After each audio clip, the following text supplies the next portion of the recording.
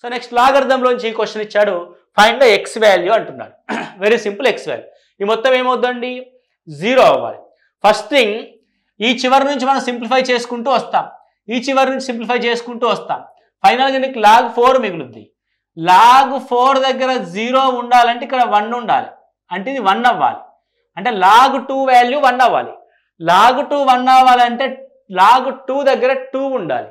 log 2 దగ్గర 2 ఉండాలంటే ఇక్కడ 3² ఉండాలి, అంటే 9 ఉండాలి. అంటే ఈ వాల్యూ 9 అవ్వాలి. ఎప్పుడు 9 అవుద్ది, 2018 మైనస్ 2009 ఈజ్ ఈక్వల్ టు 9 అవుద్ది. So X is equal to value ఎంత, 2018. అంటే చూడండి, ఇవన్నీ పాత ప్రశ్నలు, అర్థమైందండి. అంటే క్వశ్చన్ పేపర్ ఎప్పుడు సింపుల్గానే వస్తుంది, అది మనం ఆలోచించే విధానం పైన ఆధారపడి ఉంటుంది. అది ఒక్కటే నేర్చుకోవాలండి.